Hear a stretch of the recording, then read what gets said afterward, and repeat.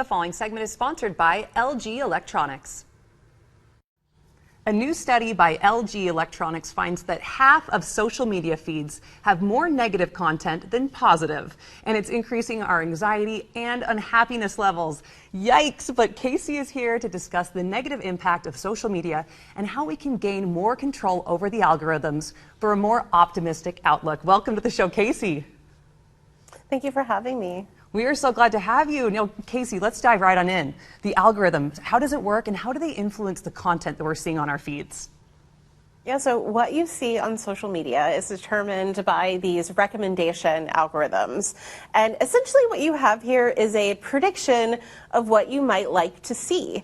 And part of that prediction is based on what you have watched and engaged with in the past. So what you decide to engage with on social media can help determine what you see in the future, for good and for bad. So we really are the makers of our own destiny. So what we engage in, we're going to be seeing more of them. So how are companies like LG Electronics encouraging Gen Z and other social media users to be more proactive in shaping their social media feeds for something that's more balanced and maybe a little bit more optimistic? Yeah, so one of the things that you can do if what you are engaging with is determining what you see in the future is to intentionally engage with content that you find positive, right? So you can seek that out on your own, but LG also wanted a way to make this easier. So they have this Optimism Your Feed campaign. And what they did was curated a playlist of uplifting and joyful content from popular creators, and they put it all in one place so that you can go watch it and maybe try to tell the algorithm, I would like to see more of this. This is brilliant because I think I already know the answer to this question, but what impact does negative content and the doom scrolling have on our mental health?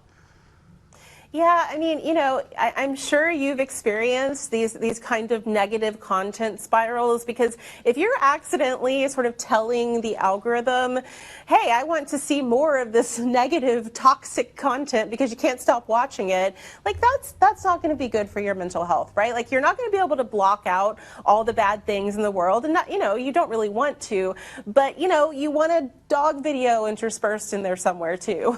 Absolutely. I know I'm a sucker for the baby pets and things like that video. And we can see more of that by just engaging in happier content, sounds like.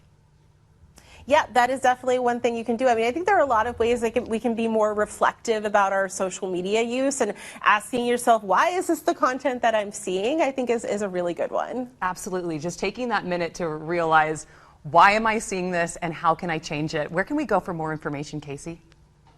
Well, for the Optimism Your Feed campaign, you can find out more about that on LG.com, and the playlist that I mentioned is on their social media.